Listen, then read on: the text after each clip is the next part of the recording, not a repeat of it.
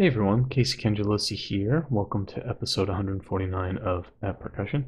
This episode will be another one of my roundtable discussion episodes. We recorded this on June 2nd, 2018 at the first ever Tocalo Tucson Percussion Festival.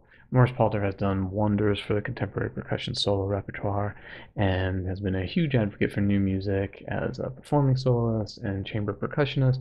We had Morris as a percussion guest back on episode 102 if you'd like to hear more about and from Morris. Bill Cahn, of course, has had a long-standing symphonic career, but he is also a founding member of literally the most historic percussion ensemble, the Nexus Percussion Group.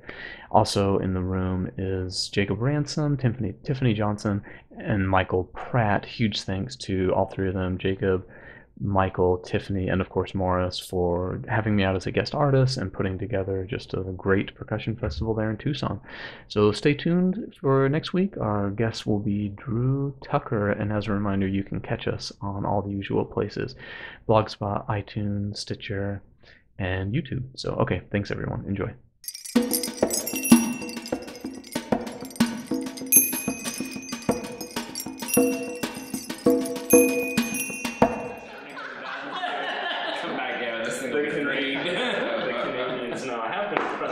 Seen so far. Hey, well, why don't we just go around the room real quick so people can match a name to a voice. I'm, of course, Casey Cangelosi. Right here is... I'm Jake Ransom. And... Morris Palter. And... Tiffeny Johnson. So you guys get it. It's easy. Michael Pratt. And Bill Cahn. Whoa. Ooh, what? Can you say that name again?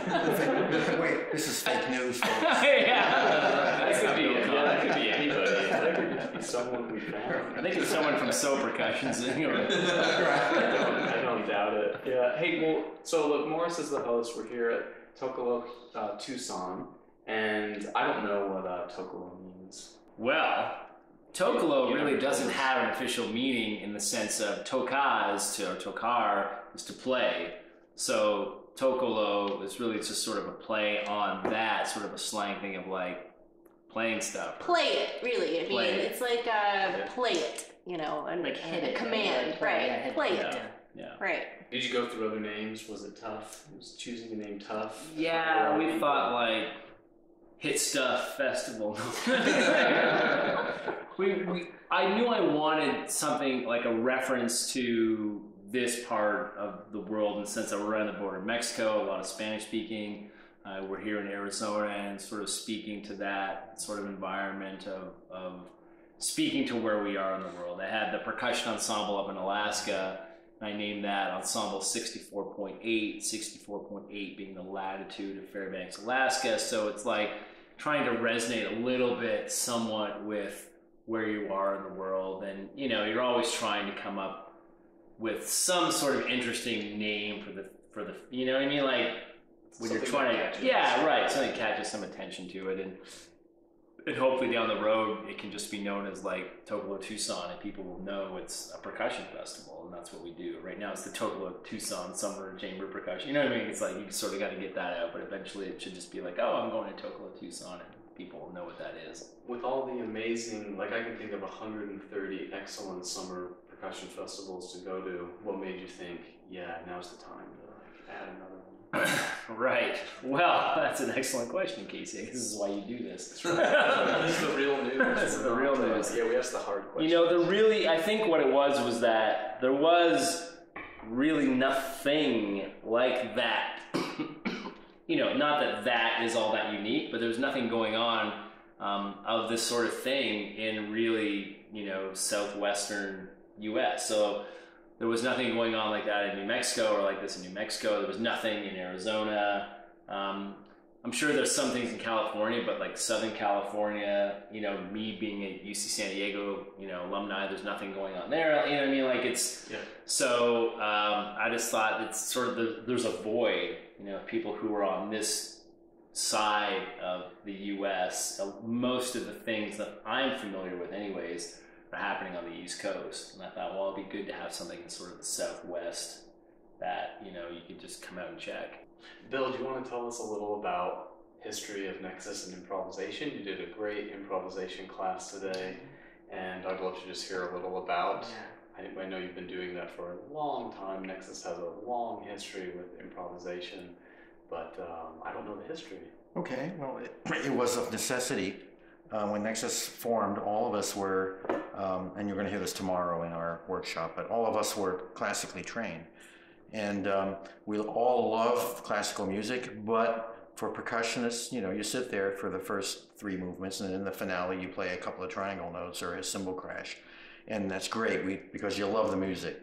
But we wanted to explore other possibilities, all of us. And all of us came from the same sensibility of music making, which was the Philadelphia Orchestra's concept, in which sound itself is a very important factor, maybe the most important factor.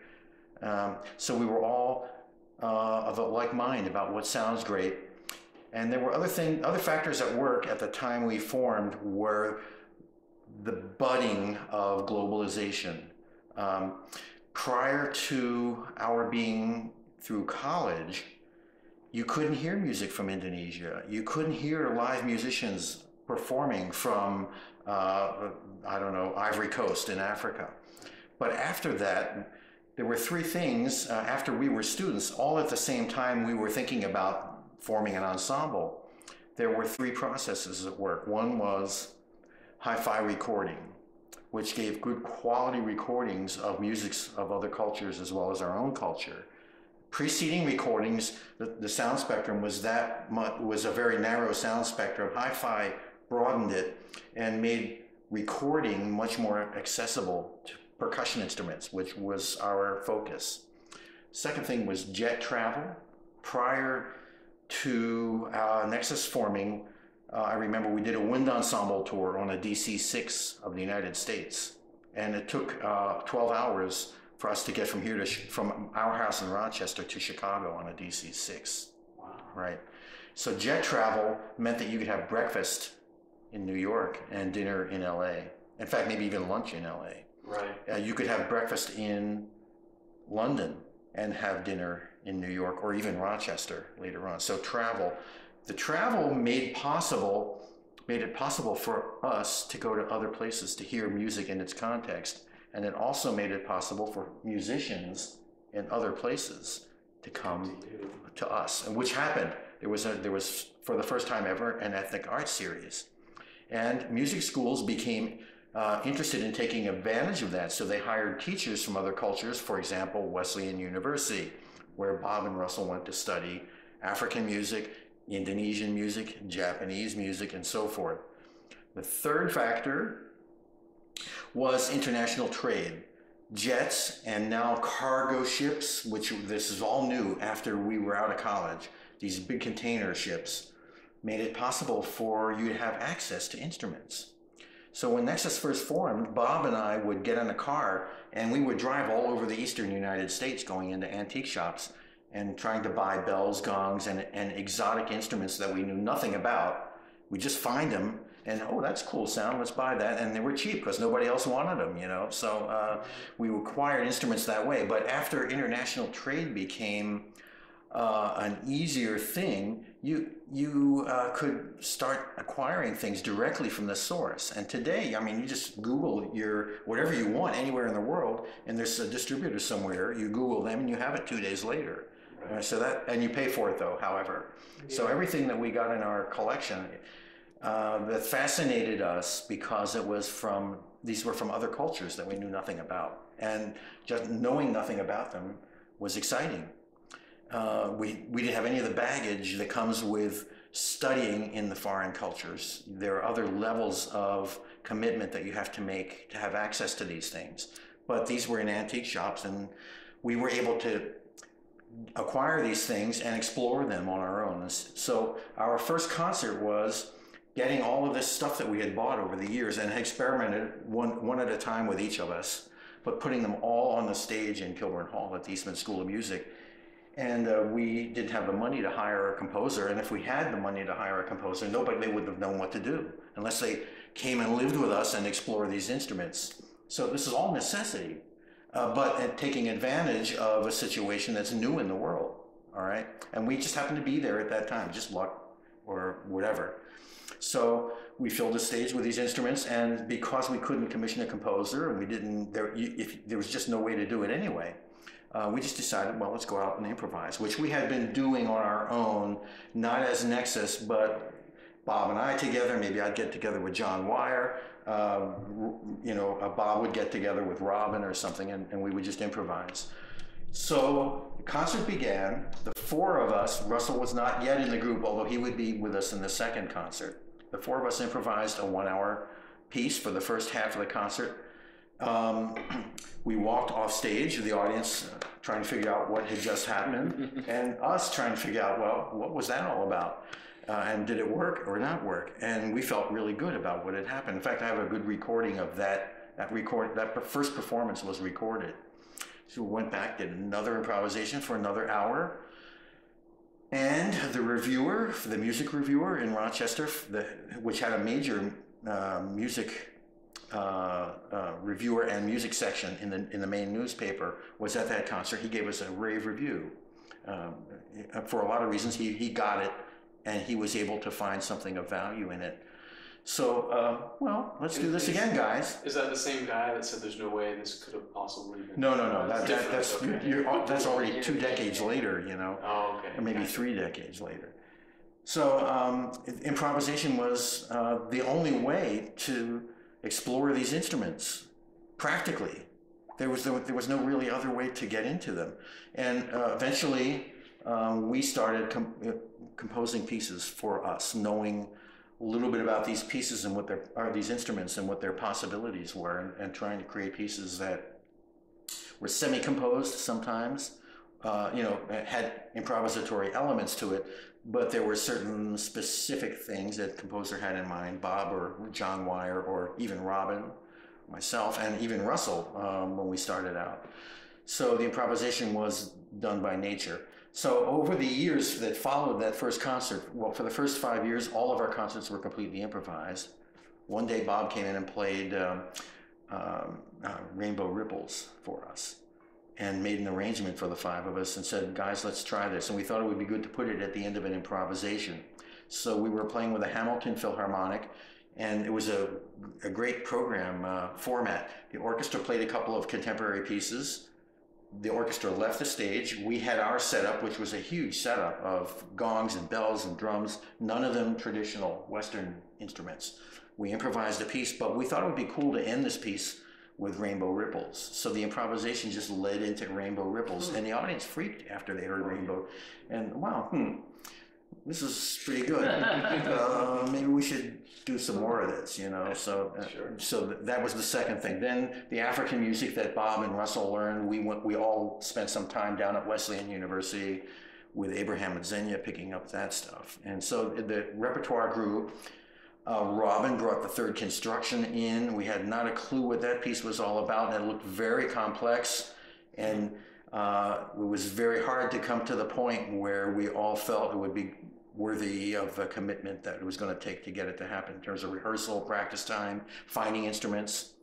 That was a big deal, getting the right instruments for each player. And we all had our own choices, but we also all were subject to the input of the other players on our instrument selections.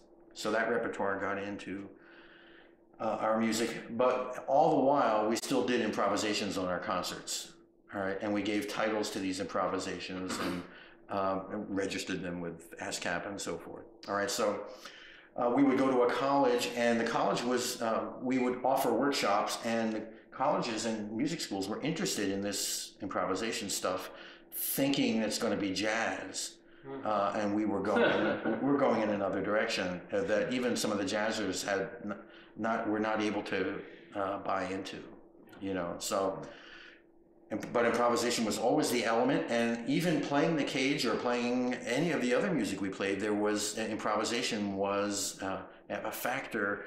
The mentality of improvising and the process of improvising heavily influenced all of the music we played. We started doing stuff with orchestras, composing our own pieces. We hadn't yet commissioned other composers, but that soon happened afterwards. Still keeping improvisatory aspects into the compositions. We almost always had cadenzas that we improvised. We would ask the composer to do that. Our typical improvisation, I'm talking for a very long time, so, No, it's all right. okay, so the typical improvisation, I asked for the history. well, I was born in, Yeah. no, so the typical improvisation workshop that Nexus would do is we would set up our weird stuff. We would improvise for 5 minutes, finish the piece, and then invite the audience to talk about it, and then have some volunteers from the percussion department or even non-percussionists come up and play for a couple of minutes with our instruments, and then we'd talk about that. Then we'd go with our stuff and leave the percussionists at the university with, okay, that was good, but now what do we do? You know, there was no pedagogy involved. There was simply providing an experience. So in late 1990s, John and I were invited by the Eastman School to do a summer section in improvisation. And that's when I started to think about pedagogy. And the pedagogy was simply, how did we do this, get where we are? What did we do in our formative years? And those are the 4 steps. We recorded into reel-to-reel tape recorders. We listened to them back. We laughed. We cried. We high-fived and gave each other ugly looks, you know, and reacted to what we were doing. But we gave ourselves our own feedback. And okay, so this pedagogy developed. It started to be productive, and it was being effective with classical musicians. I started doing, and John both and I started doing improvisation workshops for symphony orchestras. And that's a whole, I could talk all night about that experience and the beauty of it with people who never had the opportunity to improvise because they thought of improvisation as jazz, and they knew that there's a lot of baggage to improvise in jazz, and they rightly thought that they couldn't do anything that would be accepted by either their colleagues or the audience. Eventually, this pedagogy I put together into a book, and so although Nexus was still doing its thing, and here we are today, and 13, 14 years after the book was written, here we are doing pedagogy for percussionists at the University of Arizona, and next week I'll be doing it for high school kids at the Eastman School. And so, and it's worldwide, there's interest in it. Educators at all levels are interested in what improvisation is. And this is a good way to find out about that. And not only in music, but realizing that almost everything you do in life, in fact, I would say everything has an improvisatory nature to it. Sure. Well, I don't know how you guys felt about today, but I've been to free improvisation clinics before and had similar settings, and it's just great to see one more professional have such a free attitude about it, and like, yeah, that's right, it's not jazz, that's right, I don't have to be in a groove, I don't have to always know what the chord changes are, etc. And so on. It was very liberating and helpful to see that, you know. I thought it was, I want to say it's liberating and it's freeing, but it's also, I feel like getting up to that point, it's almost sort of frustrating at first. Like for me personally, because I know going into it that I like organized things. I like having a set structure and instructions to follow, but being conscious and being aware of the fact that this is frustrating at first, but delving into it, you know, that to me was the whole point of the exercise, is to get to that point and to have that sort of inner battle of breaking free of any sort of conceptualization you might have of, well, how do I improv, or what do people think of me, what do I think of me, you know, getting rid of that critical mindset and just kind of having fun and just appreciating the experience for what it is.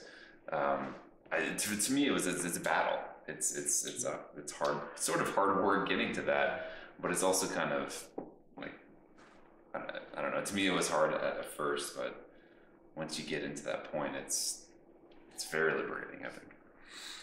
Well, if you had any reservations about it, you should see the reservations that the string players and the symphony orchestra have about doing this. Okay, Yeah. and you should see the look on their faces when they listen to the playback and realize how incredible incredibly well they're able to use their background and their knowledge of the instrument in just doing something right on the moment, spur of the moment, and being free of being judged about what they're doing.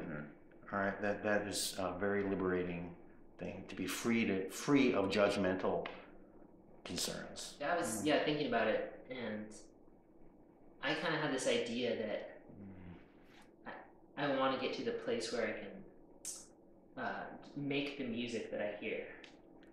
And I was just thinking about that while we were improvising, or like even after the fact. And I was like, if I could go back and tell myself something and say, play the music that I want to hear or that I am hearing, rather than even having any reservation about it, just kind of let it out, because we're all listening to each other, and I'm listening to everybody else, but I also have a factor in what's going on.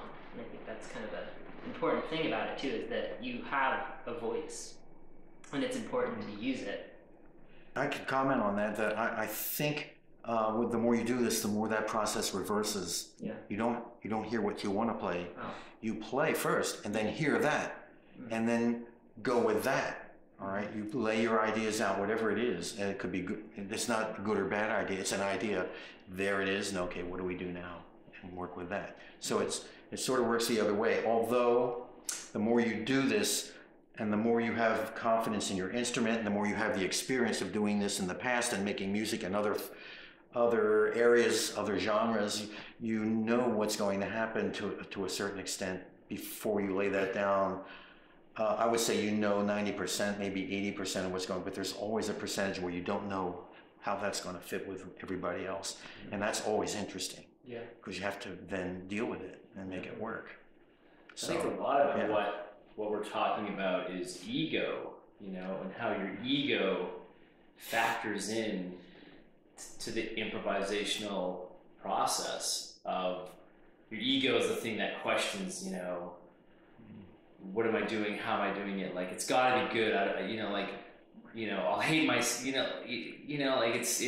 it's such a predominant force in our life, our own ego, that you're stepping up into this thing which is foreign territory to a lot of people, and being accepting of whatever happens, I think is difficult. I think it's difficult in life to be accepting. This is a heavy life of lesson. what happens, Absolutely. right? Like, be accepting of your decisions. Like, you might think about, or I might think about a decision for a long time before I do it, and then still maybe regret it, in the sense that, not that you should regret your decisions because you're doing the thing that you think is,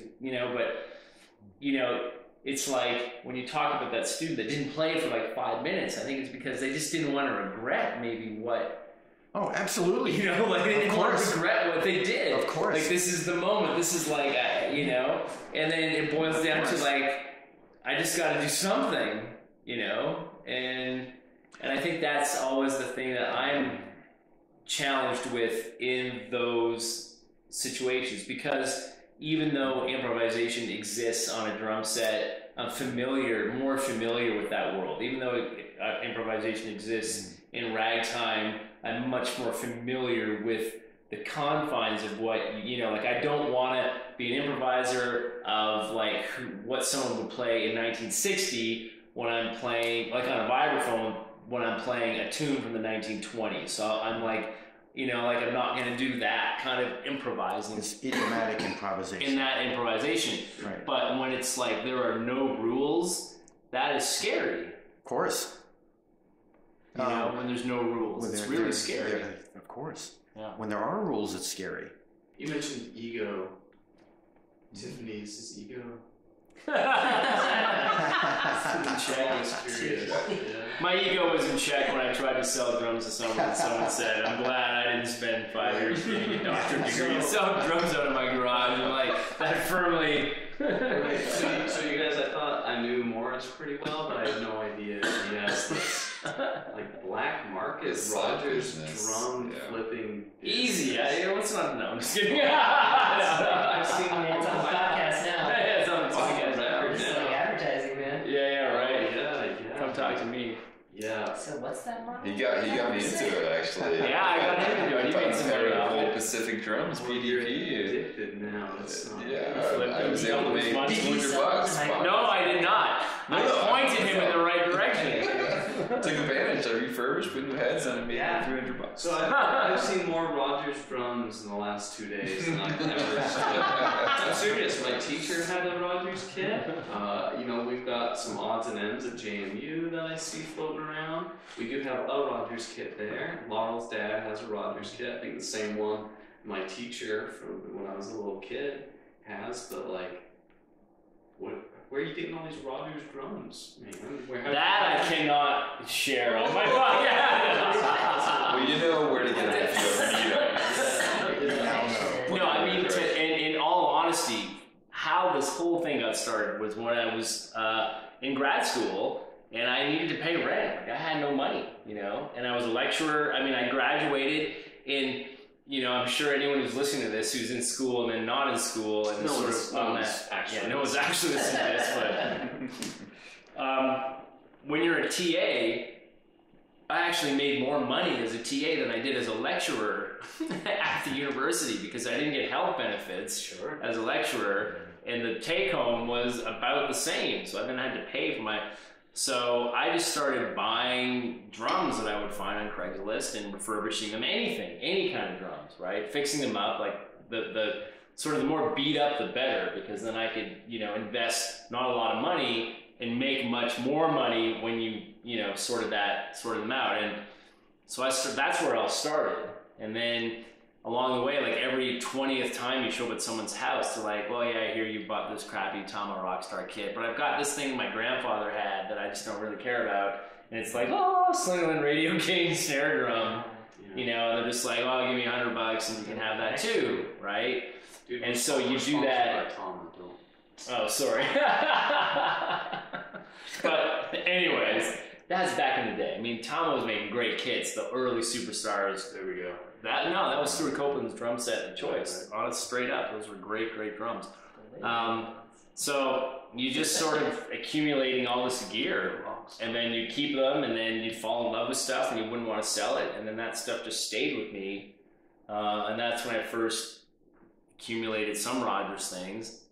And then here I met a guy in town. There was an old music shop that closed down and got rid of all their stuff, and I sent it to this guy, and then this guy's been sort of really good and just go and hang out. I've told all my students about them.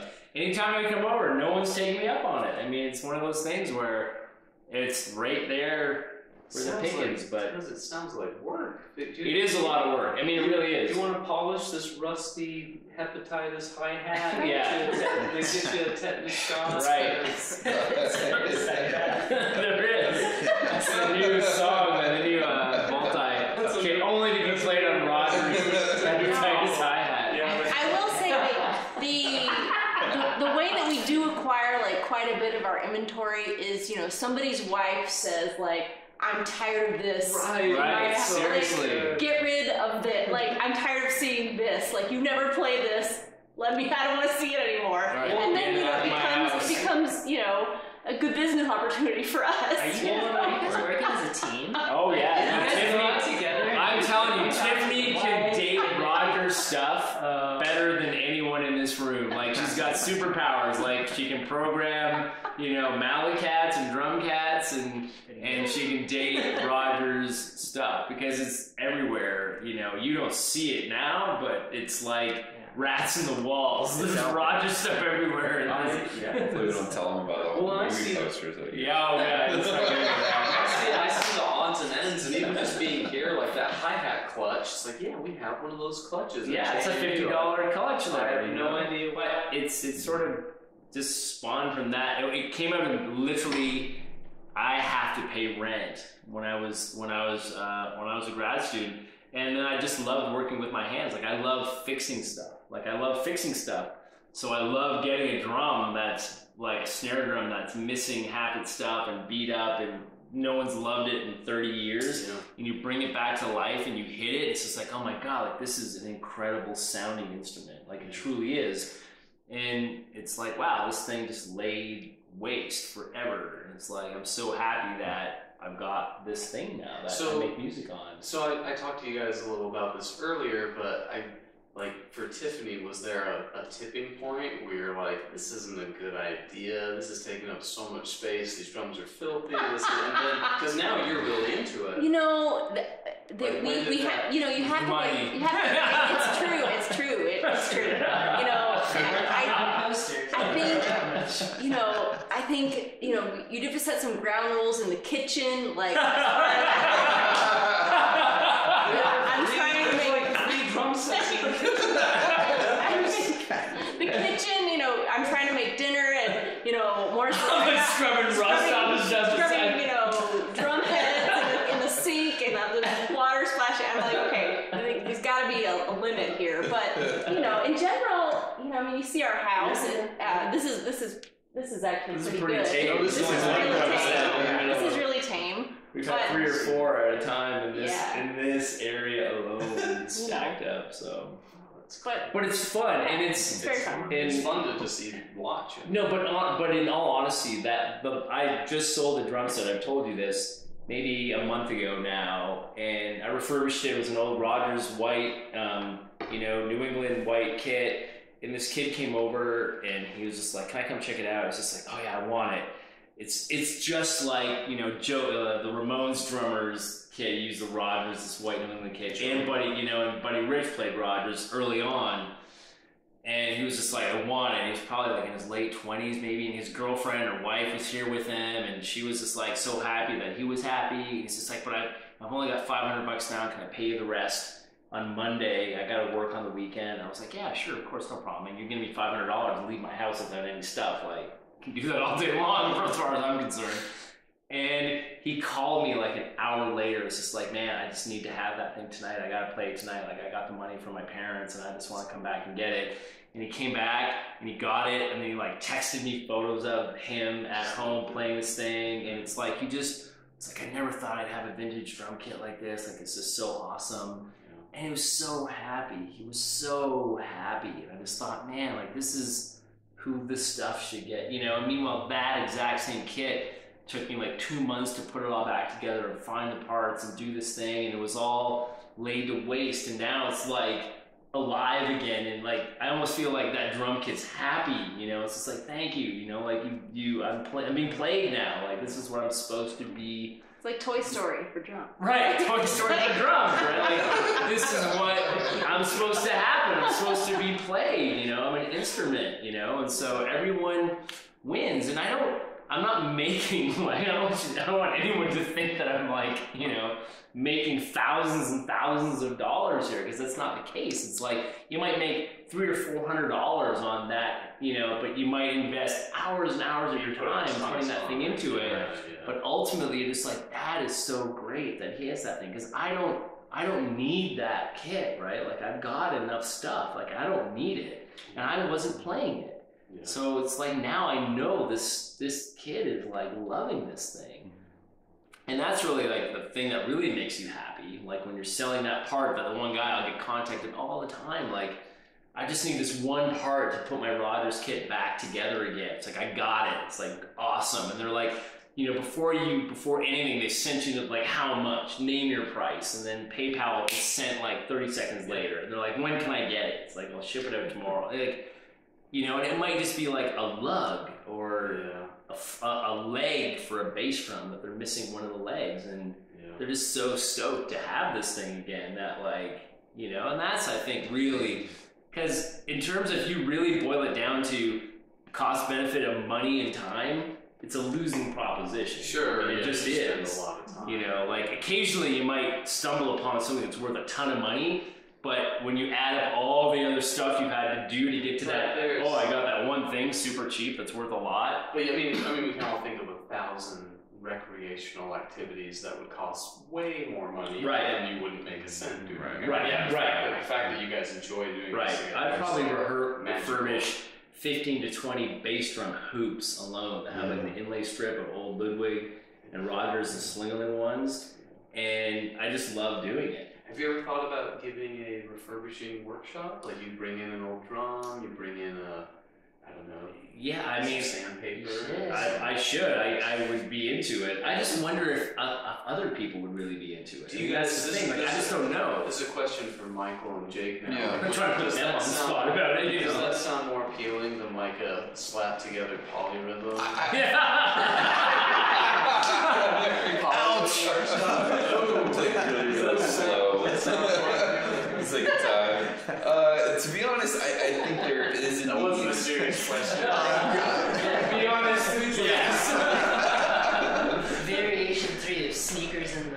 Yeah. Right. Yeah. I honestly think that there is a need for it. I think there's a need for not just percussionists to go to that, but any high school or middle school band director who has this treasure trove of rundown Junky equipment. stuff. The thing you would have to do is you have to make it practical and make it Right. Obviously, like I would, and I mean this very respectfully. I feel like you would get a snare drum and you just kind of go into it and start digging into it, and everybody else would be kind of left in the dust. You start putting everything together. You have to share. No, But but it's like, great. I've learned how to do it. Like anybody can do it. Exactly. So maybe like take the standard. So you have a bass drum, you have a cymbal that's cracked, or you know something that you Right. can find in a middle school Right. setting, and then and sort that out. yeah, I honestly I think that'd be a fabulous clinic.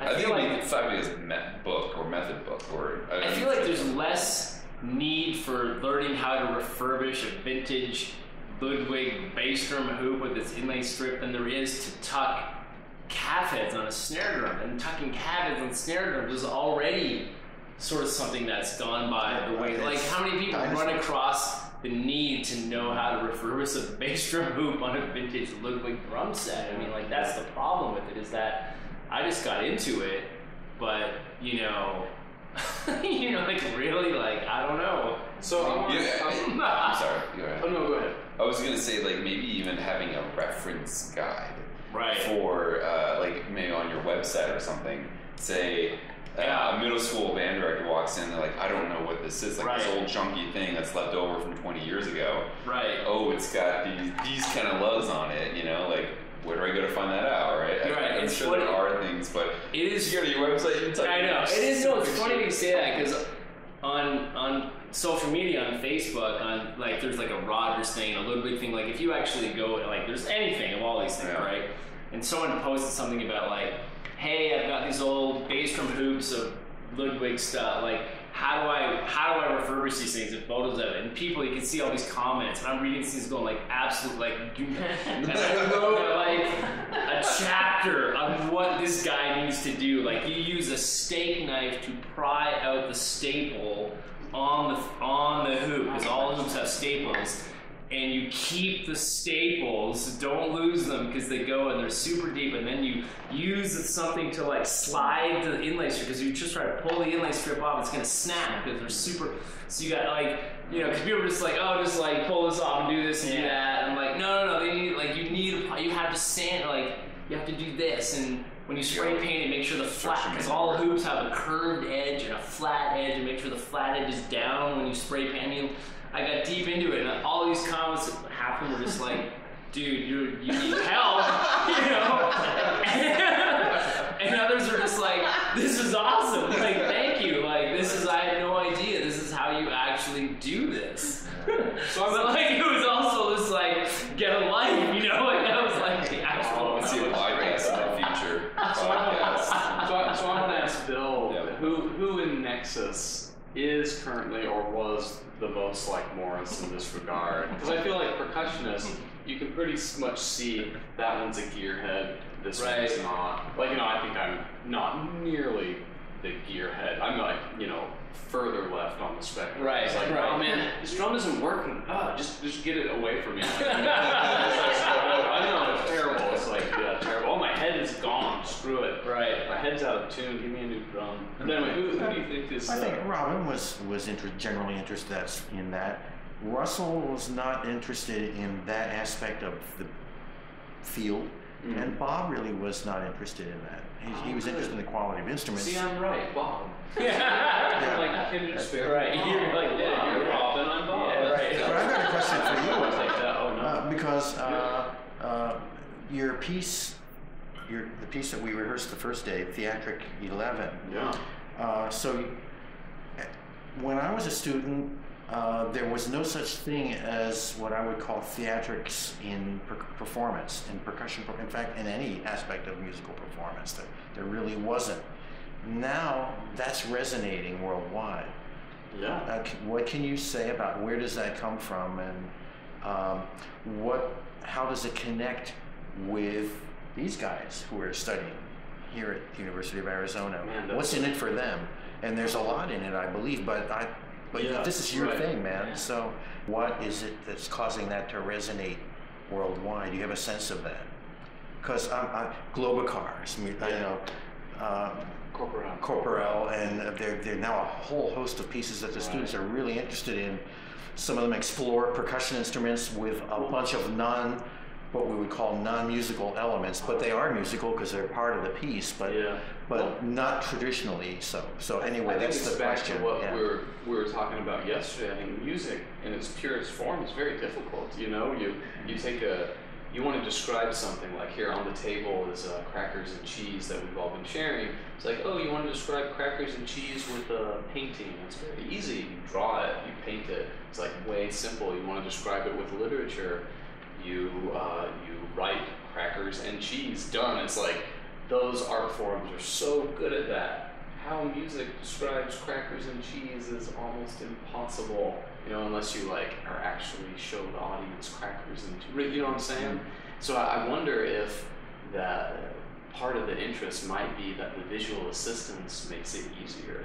Well, I think also, like, you know, what you're describing is like there's a whole level of like unpredictability in this music that you're composing.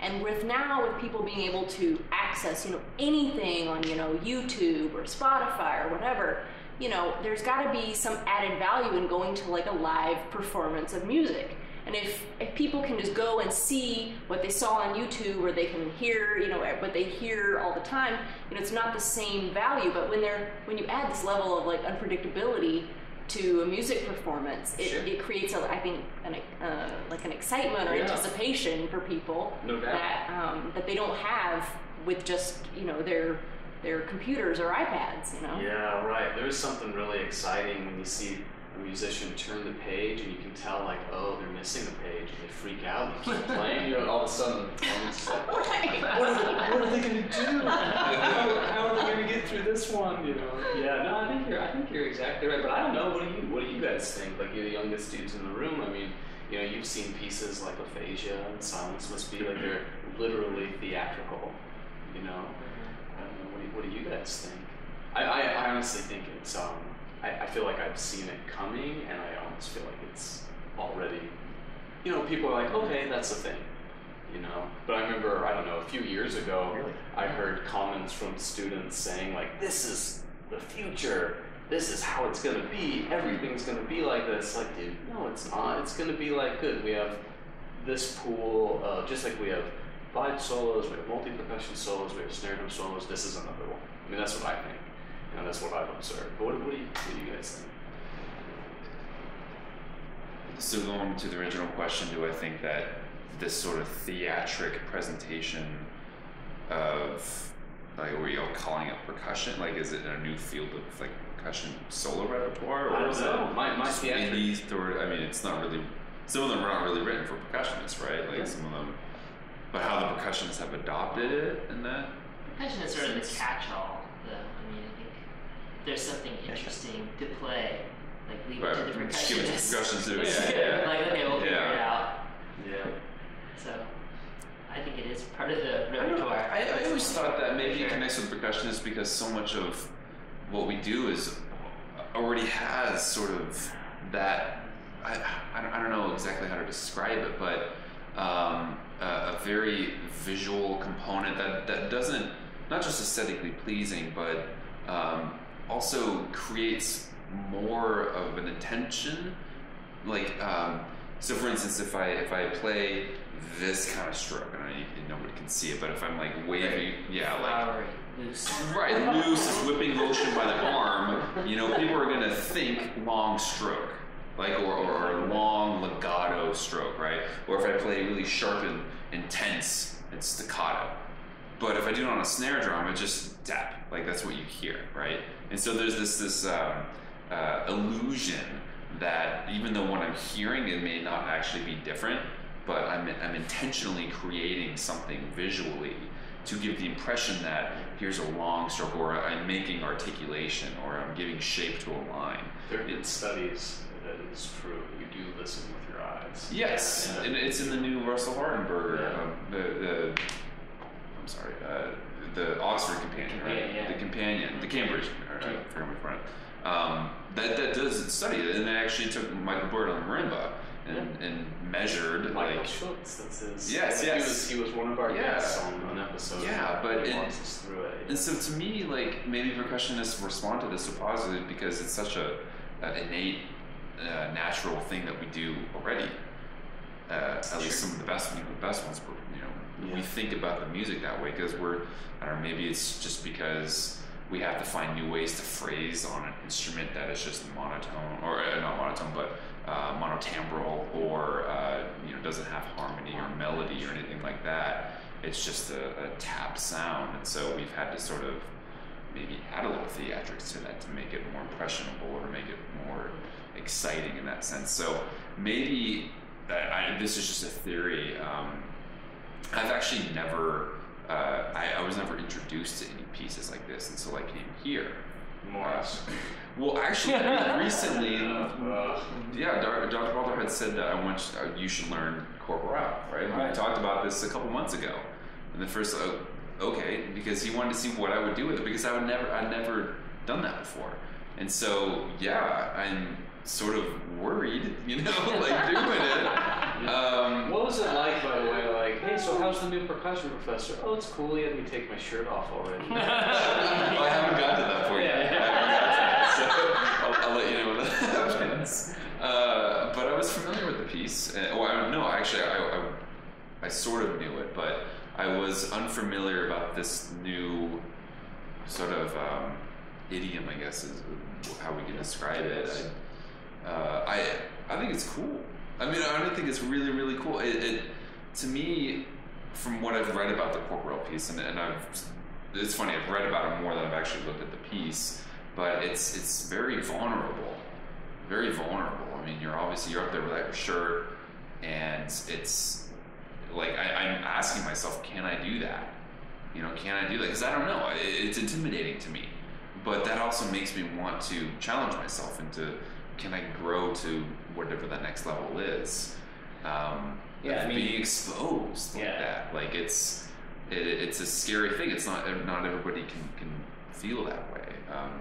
That piece in particular, and so is this something I want to add to my rep permanently? To be honest, I'm still on the fence about it, but I'm definitely intrigued, and I definitely want to see if I can do it. So maybe the challenge that gives new challenges, maybe new ways to think about things. I don't know. Going back to the original question, it's kind of a long-winded answer to that. You could maybe conceive of it as a broadening of vocabulary in a sense. Yeah, sort of like your clinic did today. It's like we're exercising those muscles of time, right? By doing all these crazy, complex polyrhythms.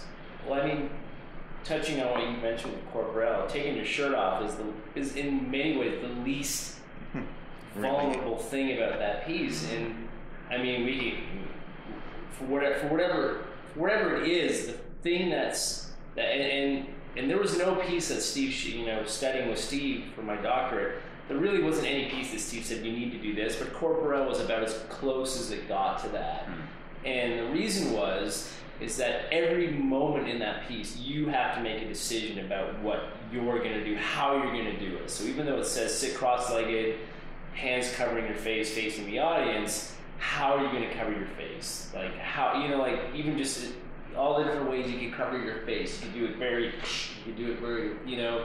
and then it just goes from there. And you've got like 8 to 12 minutes of every second you having to and so it's like forcing Michael Pratt to be Michael Pratt, because every decision you make is yours. It's like for you to go, well, I wonder what Bill Cahn would do here. You would never almost do that in that piece, right? It's just like, how am I going to do this? And I think that's the scary thing about that piece.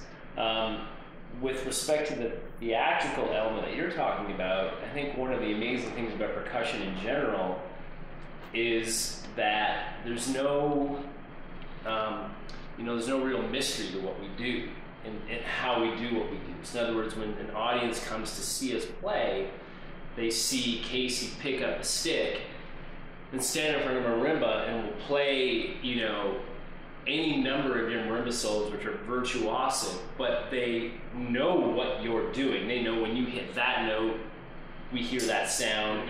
No matter how fast you do it or how you do it, there's no mystery behind how you're doing it, right? And so there's an immediate connection on I think, a very deep level as I could do that because I know what he's doing. So maybe it's not like I can't do it as well as he can do, but I could pick up a stick and hit a marimba bar too, and it will make the exact same pitch sound that he just did, and he's like famous for doing this, right? And so there's that connection of seeing us do something, and it's like a 1-to-1 ratio, stick, hit, sound, as opposed to a flute player where you understand they're blowing into this thing, but you don't quite, like, it just looks so complicated, like, I don't know if I could do that. Valves and the embouchure and like getting it right through, like, that's complicated.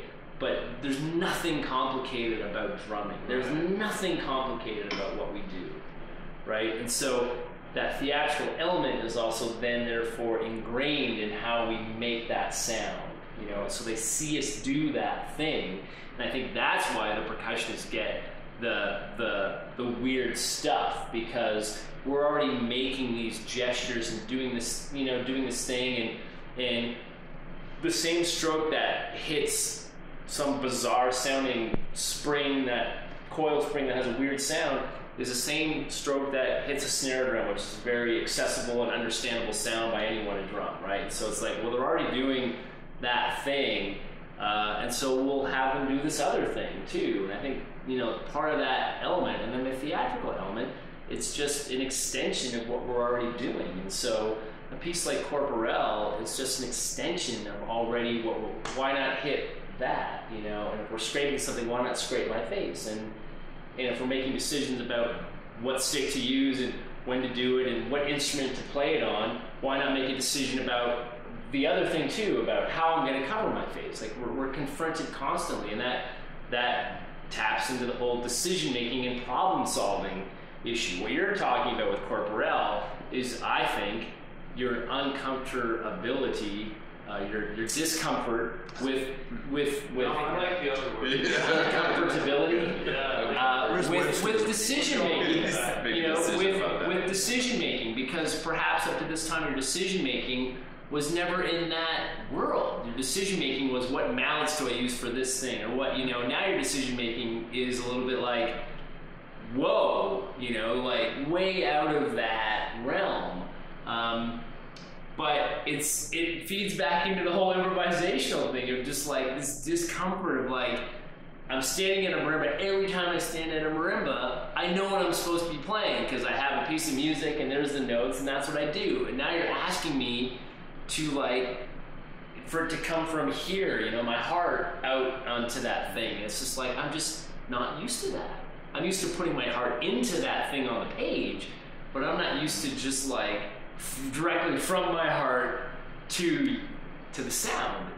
And that can be really scary. It is really scary, Your comment really resonates with me because I can remember woodwind quintet coming into our third grade auditorium and playing, and there was an enormous mystery about what was going on. You could hear the music, but it was hard to really, these people are there sitting by themselves behind a music stand, so you couldn't even see what they were doing sometimes. And all of this activity is happening, but what's really going on? And my perception was exactly what Morris described when the percussion ensemble played in our fourth grade assembly. So you see a motion, you hear a sound, okay, I get that right off the top. We had the same, we didn't go to the same school, but we had the same experience. Right. And I think it's the same reason why, if you're bad, I'm sure at some point in Nexus had this, your instruments are lying around, some layperson from the audience has no problem walking up to your cymbal and just like tapping it, or your drum doing this, but they would never walk up to a cello and pick it up and like play it. But it's because this kinship of like, you know, I get this thing, I can do this thing, and the cello's just like, there's no way I would ever pick up the flute and try to make a sound out of it, but I would tap the cymbal no problem because like I can do that. Yeah. You know? So true. Which is why we have drums in our living room. Yeah, so I tap it. People come over, feel welcome. It's like, It's like having Jenga on your coffee table. It's Yeah, like drums in our That's living what room. the finger sponges devalue a little bit. I had a question for Bill, if that's okay, that we had talked about early on, and that's with respect to Nexus, is that are there roles that the members took on in the group? And I don't mean like, you know, this is this kind of part, and this is the person that plays this thing, and so they'd be like, there's some crazy hard xylophone parts, that's like, you know, Bob's world, but it's like, this is who Bill Cahn is, therefore this is who should do this part. And maybe it is the crazy xylophone part. Like, how do you determine, or, you know, what are those roles? I'm just dying to know, like. The main rule was your role is to be yourself. And our role is to accept you as you see yourself. How do you think they would define you in Nexus? Read John's book. Right. And I don't necessarily agree with it, but that's his perception. I can't disagree with it, you know. We saw each other daily, sometimes over periods of time, and we knew everything about each other, about everything there is to know. It's like being married, but without the sex. Right. You just know the person. You just know everything. You know how after 40 years, you know how they're going to respond. You just know everything. Right. And then every once in a while, like Russell will do corporel. Right. And then Tell us about that. Yeah, Russell did corporel in 1986 in Australia, and he laid it down, man. I'm telling you, and that was not shocking. It was just eye-opening. I thought I knew this guy. I've known Russell longer than anybody else in Nexus, longer than I've known my wife, longer than I've known anybody really that I currently associate with. And I had no idea he was capable of laying this out. And he laid it out incredibly. Well, if that's not a reason to do corporel, Michael. there we go. Well, anyway, but that thing happens. Sometimes it happens with close relationships. It happens. Right. And it's wonderful when it happens, and it's eye-opening, and it brings you back into a state of wonder in a way. Yeah. So, but to answer your question, the role we took on business roles. Right. I basically was the interloper, the management guy in Nexus who interacted with our management. All right, unless Robin poked his nose into it and wanted to usurp that. And which happened from time to time. Right. Russell was responsible sometimes for arranging travel and taking care of some of the details of travel. And Bob was responsible for certain other kinds of details. I was responsible for contracting as well.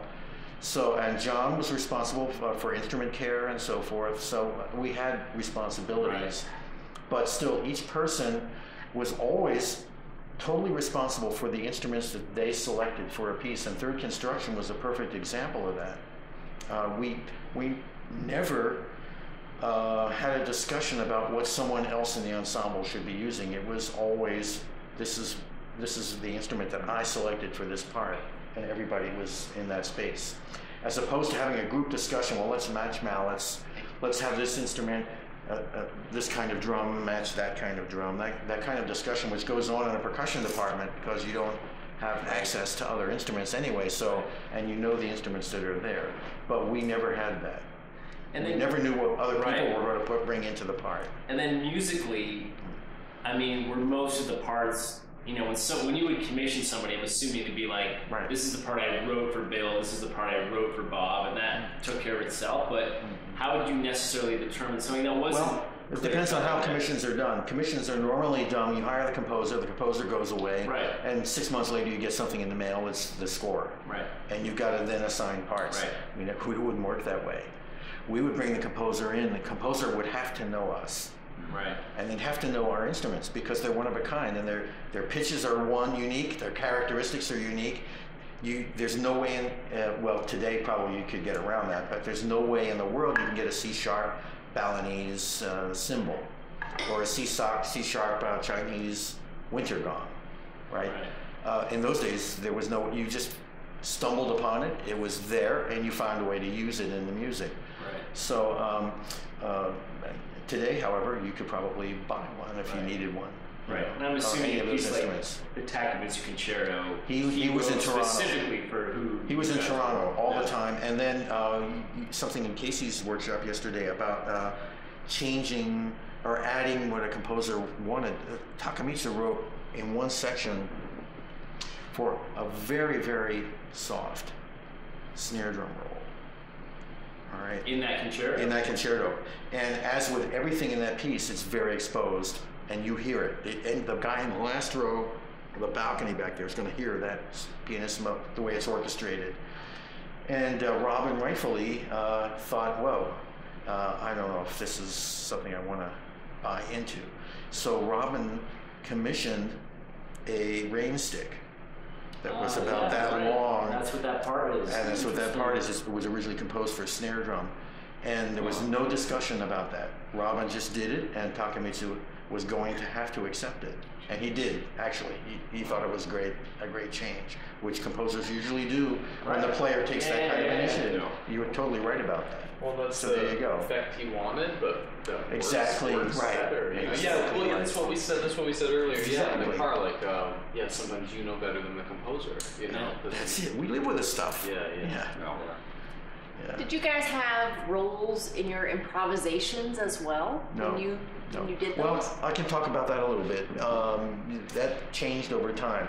The first concert we did where we filled a stage and just came out and improvised, everybody was free to play anything that was on the stage. Over time, that evolved into each of us having our own little space that we used. And we started more, I should say, less and less venturing into other people's spaces during the improv. It all happened just orally in the sound that we were producing, but not physically moving around the stage. Interesting, but that's what happened. And there was never any discussion about it. It just happened naturally.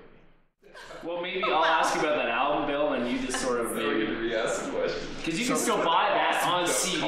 You like can. that album exists on Right, CD, right. So people will know what that is. What you're hearing here and on the CD, I think, is take number 10 of side 1 and take number 8 of side 2. Right. But even that's like miraculous. Yeah. So sorry, what record are we talking about? Just for the listeners, which one? This is the Nexus Ragtime album. Yeah. It's your this first is the album, one- isn't it? Your first Oh album? no, we had 2 albums. Oh, before did you? this. Oh. Yeah. Now, One Michael with Craig? Warren. Oh yeah. No, the people who don't know, this is a record that Bill just explained to us. It went from microphone straight to record, which I guess is what technology does not even exist anymore, right? There's no Direct to need for it disc. today. There's no need for it today because What? with digital technology, you can get the same thing and have much more control over it. But it meant you guys had to do this whole record with literally One side literally at a one time. tape, one side so of the whole we record. had to at a play time. on each side. How many rags are on the first side? I don't know, maybe a half a dozen or so. Yeah, He 6. should be wearing rubber gloves. So you had to. to touch There's the like record. 5. You Yeah. had to play all 6 pieces in real time, including the space between the pieces, in real time, and no editing. And what was played was what would end up on the record. How was that for nervous? Oh my god. We're paying all this money to go into a studio. And then I guess they would like just zero out the levels. You'd switch your music around, pick up new mallets, Well, and then the you'd dial would go come back up. down, and the producer would go, he would go sort of like this, and let us know where we were in the break. There's going to be 5 seconds here, and he got here, boom. Then we had to play. Was this a preference of the producer? Yes, Was it your choice? we were hired to do this. Oh, gotcha. For the same reason, it was technology again, and the ability of percussion instruments to be recorded, and the ability, and the ability of the nuances of these instruments to be recorded well. So, and that was the whole point of it. And the geek aficionados in sound technology, of which there's a worldwide market for this kind of thing. This was a very good selling album. Yeah, I don't know, I probably found that album 25 years ago in Toronto. Yeah, it's still out there. In a shop in Toronto, and I was just like, man, I cannot believe I found that. And I have there's a Canadian band called Rough Trade that did one as well, and I've got theirs, but it's the only two that I've ever. And Anvil. No, that's sadly they didn't let Anvil do that. But I have to ask you about the track with Xylophonia, the duck call, the infamous duck call. How did the duck call ended up on a ragtime tune? Yeah. That is a crazy duck. That's playing the duck call. Yeah. It's like a 3-horn bill. Well, we had duck performed. you got Obviously, going we on had there. performed all this music before, and the duck call audiences always brought really good responses from audiences. But how did it start with the duck How did call? it start? Tested positive. I had a duck call, and just as I was trying to like do something really weird for the guys and freak them out and have a good laugh about it. But it happened, and we all liked it, So we did it for audiences, and the audiences liked it too. And it's a vaudeville shtick kind of thing, but it worked really well. So if you haven't heard it, you have to listen to this someday. So unbelievable that this even, and this is with your sixth member, Michael Crane, right? With Michael. And he lays down a great trap solo in that same tune right before your duck call solo. It's just like how that even exists, that exists on one song alone, on a side of 5 others, is also just remarkable. You'll hear I more don't even know about what Michael. mallets he's using, because he's playing all these instruments that just work with whatever sticks he has in his hands. Well, he had a little table, and there was a little old cowbell and a little old gong here, and Chinese tom-tom, and you hear like some drums. A tambourine. The head was broken and taped over with duct tape. Right. And just an outrageous. And Michael was unschooled. He never took a percussion lesson in his life. In fact, he never studied music and didn't know how to read music. And he was perhaps the biggest influence on the 5 of us who were like orchestra geeks at that time, because he brought a whole other openness to the approach of music making to us. How did he get in the band? He and John got together. John went to hear a performance in a band that Michael had called I Ching, which was a jazz band, basically a free-form jazz band. And John heard him and said, "Michael, come on over to my house." And John had a room full of instruments, and anyone who ever entered John's house was improvising with John on these instruments within 2 minutes, And so, and they improvised together, and they gelled, And so John brought Michael into the group, and we just gelled. And so what can I say about that? Everything he did. And we also noticed that in our improvisations, the things that got the best, and I shouldn't say best, but the most exciting response from the audience were Michael's licks. We all noticed that. So he was just a natural entertainer, a natural musician, and could reach people with whatever he was doing. Some of it was gestural too. So well, he died early. Yeah. Well, you guys, thanks so much. This was really fun, and Morris, congrats on the Tocalo. Oh, thanks. This Yeah, great. yeah. Tiffany too, a big part of this. So you guys are doing thanks great. for being here. It wouldn't it wouldn't exist without you guys either. So Sure. Cool. Okay, guys. Well, thank you very, very much. We'll catch you on the next episode. all right. Bye.